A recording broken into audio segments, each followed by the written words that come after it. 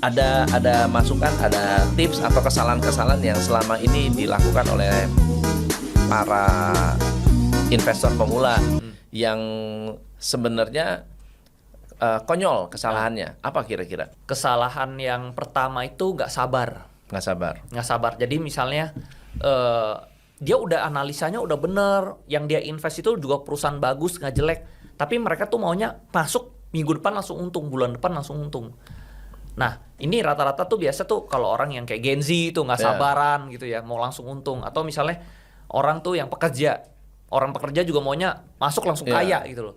Nah sedangkan kita kan dulu saya dari bisnis ya, saya tahu tuh bikin bisnis tuh nggak mungkin 1 minggu 1 bulan langsung jadi, butuh waktu lah 6 bulan sampai setahun baru kelihatan hasilnya. Di investasi juga sama. Harus sabar, investasi kita itu baru kelihatan 6 bulan sampai setahun gitu loh. Karena di belakang saham ini kan ada perusahaannya. Perusahaannya juga harus kerja juga kan. Benar. Make money, sales, jualan, baru dia bisa lihat pertumbuhannya itu 6 bulan 1 tahun. Nah jadi yang pertama itu sebenarnya sabar. Nah yang kedua itu mungkin FOMO. Turun dia takut, naik baru dia kejar harga atas gitu loh. Terus dia nggak bisa menilai murah mahalnya di mana. Udah mahal baru dia kejar, pas murah dia takut belinya. Iya. Nah itu sebenarnya FOMO. Kenapa bisa gitu ya? Itu dari pengalaman. Kayak misalnya kalau kita udah ada pengalaman ya, justru kita nggak takut.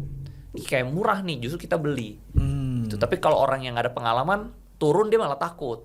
Kebalikan. Iya, benar loh. Gitu, turun dia takut. Sedangkan naik dia FOMO. Wih ini naik ya, bisa naik terus nih. nih. Ini beli nih, bakal naik lagi. Padahal nih. udah mahal. Abis itu turun. Iya, sama lah kayak orang yang suka misalnya investasi jam gitu ya. Jam tangannya udah over value, udah mahal gitu ya, dia beli lagi, akhirnya turun. Gitu. Iya. Justru sedangkan pas turun beli, harus dibalik pola pikirnya. Itu lebih, ya itu memang habit ya, lebih susah.